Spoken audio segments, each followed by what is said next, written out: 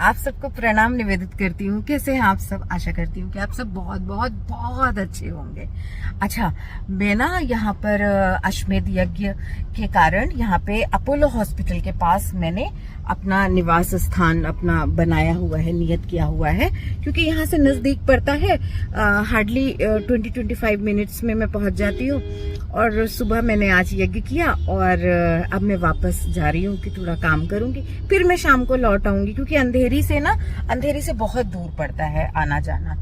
और इसके अलावा ना एक बात, मतलब बहुत दूर पड़ने का सेंस है कि आप आ गए फिर दोबारा शाम को नहीं आ सकते, एक बार आ गए तो आ गए, तो मैं दोनों टाइम आ सकूं। ऐसा लगता है कि हाँ, जितना ज्यादा लाभ मिल सके इस पुण्य भूमि का, पुण्य यज्ञ का, तो व्यक्तिगत अश्वमेध यज्ञ या कोई भी यज्ञ, उससे क्या ही लाभ होगा। लाभ होता है, क्योंकि गायत्री परिवार जिन और मतलब आहुति समर्पित करने के लिए जो मेडिसिनल बेनिफिट्स वाली औषधीय गुणों से युक्त हवन सामग्री का प्रयोग करता है ना, उस पे भी यज्ञोपैथी के नाम से वहां पे बहुत रिसर्चेस चल रही हैं, रिसर्च पेपर्स पब्लिश होते हैं। आप लोग उसे पढ़ सकते हैं, कभी हरिद्वार शांति कुंज जाएं तो डीप स्टडी करके जान सकते हैं, उसकी नॉलेज को गेन कर सकते हैं। मैं तो अभी उतना नहीं जानती हूँ, लेकिन जानने की कोई सीमा नहीं है ना, इसलिए मैं नहीं जानती हूँ। जितनी मेरे लिए आवश्यकता है उतना मैं जानती हूँ। तो अभी मैं जा रही हूँ अपने निवास स्थान की तरफ। और क्या कहते हैं कि क्या कह रही थी मैं कि हाँ, बोलते बोलते भूल जाती हूँ, इसलिए पॉज किया। हाँ, तो मैं यज्ञ के बारे में बता रही थी। तो जो हवन सामग्री हम यज्ञ में औषधीय गुणों से युक्त, विशेष औषधीय गुणों से युक्त जो हवन सामग्री का वैदिक जो अध्ययन है उसके अनुरूप जब उसका प्रयोग किया जाता है, तो यज्ञ में जाकर उसकी जो फ्रेग्रेंस है, उसके वो जो वातावरण निर्मित होता है, और वो हवन सामग्री जब आकाश तत्व के, वायु तत्व के साथ ऊंचा उठती है और जाकर बादल बनती है, और वो बादल बनके जब वर्षा के रूप में भूमि पर आती है, तो भूमि उस जहां पर यज्ञ हुआ रहता है, 1008 कुंडीय यज्ञ का मतलब समझते हैं आप? इसके अलावा भी जहां पर यज्ञ लगातार होते रहते हैं, तो उनको उस भूमि उनको अवशोषित कर लेती है। अर्थात जो आहुति डाली, आहुति गई आकाश में बादल बनी, बादल बनके धरती पर बरसी, धरती ने उसे ग्रहण किया, धरती ने उसे ग्रहण करके जो अन्न उपजाया, वो अन्न क्या हुआ? भोजन के माध्यम से हमारे भीतर गया। तो यज्ञ का लाभ सबको मिला है ना, प्रदूषण भी मुक्त हुआ, वातावरण भी सात्विक हुआ, और भोजन के माध्यम से वो हमारे भीतर जाके हमारे अंतःचेतना को भी उसने पवित्र किया। तो यज्ञ का बहुत बड़ा विज्ञान है, हम जानते नहीं है ना, तो हम सोचते हैं कि अश्वमेध यज्ञ क्या बहुत इसका बड़ा विज्ञान है। इस पर मैंने एक वीडियो बनाया था, आप लोग देखिएगा। आप लोग प्रश्न पूछेंगे तो मैं और वीडियो बनाऊंगी। अच्छा, अब वो लोग अच्छा, हमारे देश को जैसे कहते हैं ना कि कृषि प्रधान देश था, तो नहीं, पहले ऋषि प्रधान, यज्ञ प्रधान, ऐसा देश रहा है, ऐसी संस्कृति रही है। तभी तो यहाँ का जो ब्रेन है वो इतना इम्पोर्टेंस है उसकी, कि यूएस वगैरह में उसकी इतनी मांग है, इतने मतलब इतनी जॉब अपॉर्चुनिटीज ऐसी थोड़े ना मिलती हैं। कुछ तो है इस दिमाग में, है ना, कि खत्म होने के बाद भी, इतना अधोपतन होने के बाद भी आज भी वैचारिक रूप से भारत के लोग बहुत समुन्नत हैं। तो अब उस पे खुश होने की, प्रसन्नता की आवश्यकता नहीं है, उसको उन गुणों को और बढ़ाने की आवश्यकता है ना, उनको और उनके संवर्धन की आवश्यकता है। तो अब जो लोग अश्वमेध यज्ञ नहीं कर पा रहे, मेरे जो भी मित्र हैं ना, मेरे भाई बंधु हैं जो दूर हैं, तो वो मायूस ना हो। वो क्या करें पता है? जहां है मन बनाकर अश्वमेध यज्ञ करें, और ऑनलाइन देखें, और ऑनलाइन देख के भाव रूप में अश्वमेध यज्ञ करें, और घर में भी आप यज्ञ करें, और ये सोचें कि अश्वमेध यज्ञ में ही आहुति समर्पित हो रही है हमारी, है ना। और भविष्य में आप लोग अपने आसपास ही सर्च कीजिए।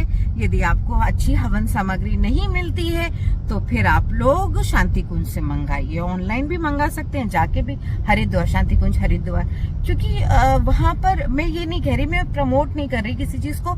मैं चाहती हूँ कि सही चीजों के प्रति जागरूकता बढ़े। पहली चीज तो खुद स्टडी कीजिए, मेरी या किसी की भी बात मत मानिए, खुद स्टडी कीजिए, और उसके बाद में उसको उसका प्रयोग करिए अपने जीवन में, अपने जीवन को भी शांति में बनाइए। जब हम यज्ञ करते हैं तो वो जो अरोमा होता है ना, सबसे पहली चीज तो हमारे माइंड को इतना संकुल, इतना शांत कर देता है, लगता है कि अरे वाह।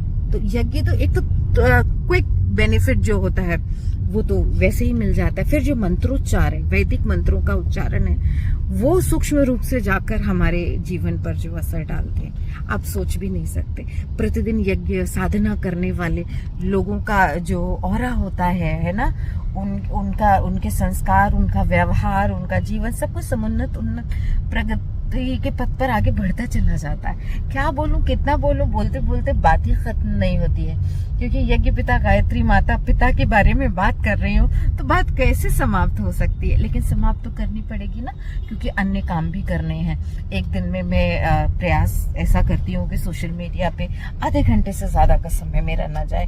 तो थोड़ा समय वीडियो बनाने में, थोड़ा समय उसको एडिट करने में, पोस्ट करने में, शेयर करने में, दैट्स इट। इससे ज्यादा का समय मेरा ना जाए, नहीं तो मैं यज्ञ का लाभ कैसे ले पाऊंगी। यदि मैं यज्ञ का लाभ नहीं ले पाऊंगी तो मेरी सद्बुद्धि का संवर्धन कैसे होगा। यदि मेरा आध्यात्मिक उन्नति मेरी नहीं होगी तो मैं आप लोगों से अच्छी अच्छी बातें कैसे साझा करूंगी, है ना। तो इसलिए मैं आप लोगों से आज्ञा लेती हूँ और गेट नंबर 1 से मैं आज बाहर आई हूँ और वहां से मैं अपने गंतव्य तक बस पहुंचने वाली हूँ, अपोलो हॉस्पिटल के पास। यहाँ से अब शाम को पुनः आऊंगी अश्वमेध यज्ञ स्थल पे, फिर कल सुबह भी यज्ञ करूंगी और बस आप लोगों तक ईश्वर की खूब खूब खूब कृपा पहुंचे। आप लोग जीवन में खूब खूब खूब प्रगति करें और खूब आगे बढ़े। और यज्ञ का एक छोटा सा किसी ने, भैया जी ने मेरा वीडियो बनाया था, वो भी मैं इसमें एडिट करके लगा दूंगी अपनी इस बात के आगे। उसे देखिएगा, भावना कीजिएगा कि आप लोग यज्ञ स्थल में बैठकर उसका लाभ ले रहे हैं। भावना करने से क्या नहीं हो जाता है, भाव से तो भगवान साक्षात मिल जाते हैं, है ना। भगवान भाव के भूखे कहा जाता है ना। तो भावना में इतनी शक्ति है, भाव में भाव शुद्धि। और कहते भी ना, अगर ये सारी बातें जाने दे तो साइंटिफिकली कहते हैं ना, जो माइंड की पावर है, कमाल की पावर है ना। तो माइंड से ही तो इमोशंस जुड़े हैं, है ना। तो अब खैर बातें करने का मन नहीं है, क्योंकि मालूम नहीं आवश्यकता है भी कि नहीं इन बातों की। तो यज्ञ आयोजन का आप सब लाभ लें। छोटा सा 30 सेकंड की क्लिप है, वो मैंने लगा दी है। और बस कुछ पूछेंगे, कुछ कहेंगे आप लोग तो मैं अलग से वीडियो बना के कल आप लोगों को दिखा दूंगी, है ना, अश्वमेध यज्ञ के संबंध में। अन्यथा जितना मुझसे सक्षम पा रही हूँ उतना तो मैं बना ही रही हूँ। अच्छा, अपना ख्याल रखें, खूब खूब ख्याल रखें।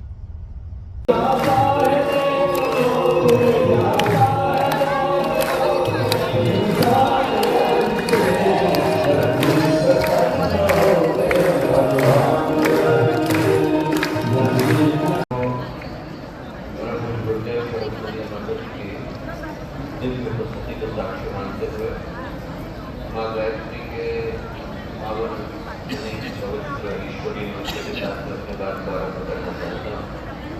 भारतीय शास्त्रों का, भारतीय अध्यात्म परंपरा का सबसे पवित्र मंत्र किसी को कहकर पुकारा गया तो वो गायत्री की इसी पावन